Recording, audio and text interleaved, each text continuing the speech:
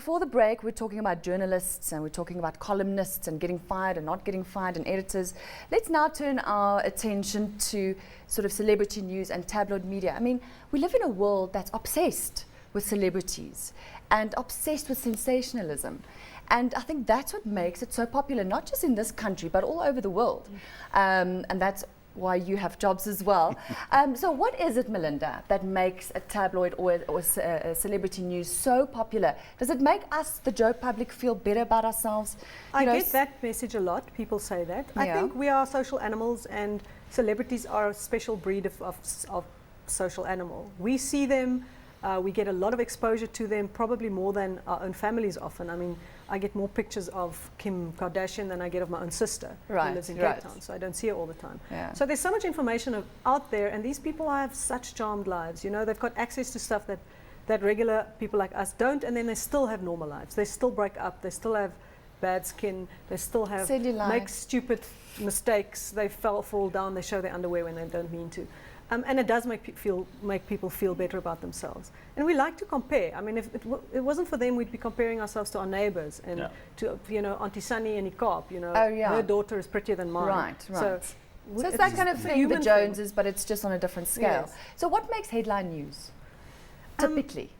The best one is scandal. Scandal. People like to see that other people fall down. There's a little bit of Schadenfreude in all of us. And I think, especially when it's somebody who has all the benefits of money and fame. We think they're perfect. The profile, and they still can't get their act together. So there's infidelity is a good one. There's infidelity, emotion. I mean, for me, when I do a cover, a strong emotional picture is always the first prize. If I can get a picture of somebody displaying intense emotion, crying or being really angry, that's going to be, all of us will stop and look at that more so than a pretty picture. Because it sells, your front cover sells. Yes. Dirk, do you agree with Melinda? That's the big thing that sells. Yeah, of course I agree. These people are yardsticks. We measure ourselves against them. Yeah. I know I can't sing as wonderfully as this or that guy, but at least my wife is prettier. Or my wife is faithful. Yeah, or my wife's faithful, yeah. So you think. Kieno, do you read the tabloids? I do. I read Heat magazine. Don't call me a tabloid. Celebrity news. You're a tabloid magazine, man. I can start calling you names. Okay. No, listen, I read tabloids. We have to. I mean, we try and find the quirky stories as well, because if I had to talk about hard news all the time, I would jump off my desk and break my toe. I mean, I wouldn't be able to do that. So magazines such as Heat, you know, whether we're talking about any of the other tabloids out there, you know, the Tannie that flew in, the Tokolosh that flew in on the loaf of bread and stole the... That was the Daily Sun, wasn't it? Yes. Yeah. And we talk about that and people laugh, and then I start talking about the Tokolosh. I sometimes get very worried, because I'm a father myself, when kids get shown in publications.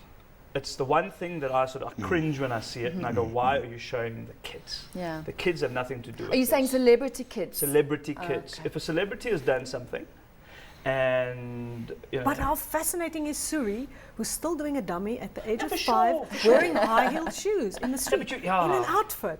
She is only 5. She's a child. I can understand why you use it, but it makes me, as a parent, just feel uncomfortable about it, because I put myself in that situation and I go, now granted, I don't work in your space. And you also don't work in the Hollywood space where you earn your money from being Angelina Jolie, you know, it's also your career choice. Absolutely. And it puts your family under a certain set of circumstances, which if you're a policeman or if you're a guy who works on the oil drill and your family never sees you, it impacts on your family. Look, I mean, they sell their baby pictures for millions of dollars. No, they do. You know, so it's perceptions. Again, perceptions, isn't it? Yeah. So, Melinda, along the way, you must have made some enemies. I mean, you can't be everyone's best friend. No, of course you can't. But, you know, we have a job to do. And a lot of what any publication is about is relationships. I mean, you're not going to get information out of people if you don't have a certain kind of relationship. Right. And yes, sometimes you make people angry. And, you know, if you do it responsibly and you don't do it with malice and you don't do it simply to be mean, you know, normally people see that and you give them the time to cool off again, because, I mean, your feelings can get hurt. I mean, we all have feelings. Right. But, you know, in the bigger picture, eventually somebody will come around, and if you you manage the relationship like you do any relationship. Have you ever been threatened or sued? No, I've never been sued. I have been, my phone was bugged during the whole Yearskate scandal, which is a different story. But no physical threats, nobody with a hammer outside my door, touch wood. Because Yearskate was this whole expose. I mean, if you go on your your website now, the video is still available there. So it was a complete expose. I can't imagine, you know, you or more drinking tea with you on a Saturday afternoon. Not so much. But you got the story. You got the story, and I think it was in the interest of the public to get to know that story. So in the end, as a journalist, you have to make a call. So he did Yearskate. You're not here to be friends. No, so you've got a job to do. He did Yearskate. Sondag did this whole expose on Steve Hofman. Oh yes, of course. How did that go down? Oh, he loves us. He adores us. Any letters, any threats? Yeah, we get letters. His fans are absolutely rabid. They can't see anything wrong in what he does. You do get nasty, cheap women, and you must blame them for everything. Right. Okay. Mr. Hofmeyer is above all criticism, as many celebrities are. Their fans love them. Yeah. We do get involved in some arguments with the celebrities. Casper de Vries, he was somewhat unhappy with Aquila Badprop, our celebrity writer, our entertainment editor. Yeah, but in the end, it's worth it. It's controversy sells, and that's your job. Is that what you're saying? We don't really create controversy. We report on it. Yeah. But it sells. Sure. It does. The thing is, you can't make something up and sustain that over a period. You can come up with. I can write a story now that Brad cheated on Angelina with me, you know, and it will maybe fly for 1 minute, and then it will be exposed for what it is, and then the whole thing will fall apart, and you won't sell magazines. So, Kieno, how much research do you have to actually do to back your story up as we're talking now? Loads. You need to get your facts straight. You can't go out there and make accusations, accuse people of certain things. Yeah, like me for having an affair with Brad Pitt, for instance. But would you like to? What question is that? No, you have to do your research. And the good thing with talk radio specifically is we've got producers. I look at the stories, I experience life and hear what people have to say, and then I go to my producer and I say, listen, we need to get research on X, Y, and Z. The producer goes out, does all the research. I also read up quite a lot on the particular issue, on the topic, and I look at various sources. You need to do that in order to. And a very good example was the Mail and Guardian story on the Michelangelo. Yeah. And they had this big picture of Gaddafi and saying Gaddafi's empire. But if you read the story, it wasn't really Gaddafi's empire. It was the Libyan government's empire. But that's how it was Some people portrayed. would argue that it could be that. But anyway, long story short, I didn't only go via the Mail and Guardian.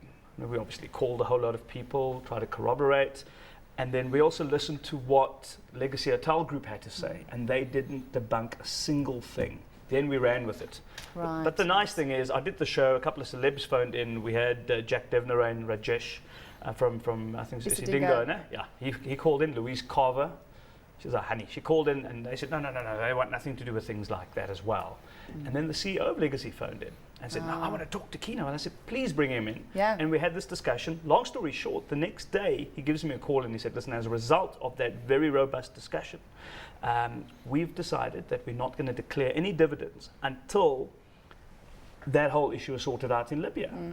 But their brand depends on it. Yeah. He's got 3,000 people working for him. And when people like Jack and Louise start phoning into shows and start saying, well, you know what, yes, we're celebrities and people look up to us, and as a result of that, we're not going to associate ourselves with anything negative. Right. People respond Power to of the medium. Absolutely. Power of the medium. Print and broadcasting working together, I think. And you have to, there's a responsibility as well. There is. That you said. There is. So, a question to Melinda, have you ever been in a situation where you were in two minds of actually going to print with a story? Always. Very often. Whenever it's a difficult story, you sit with that. I mean, no one wants to be the bearer of bad news. I mean, you can say that we get, we love it, and yes, we all love to see the picture of somebody doing something wrong, but it's very difficult. It's a different story, that first initial response, and to actually go to the point where you're going to run with it, and you're going to potentially make somebody really angry, hurt somebody, do them in some way. And ultimately the call lies with you. Yeah, the call lies with you, and I suppose, you get to a point having gone through a lot of things in your life, so I'm probably more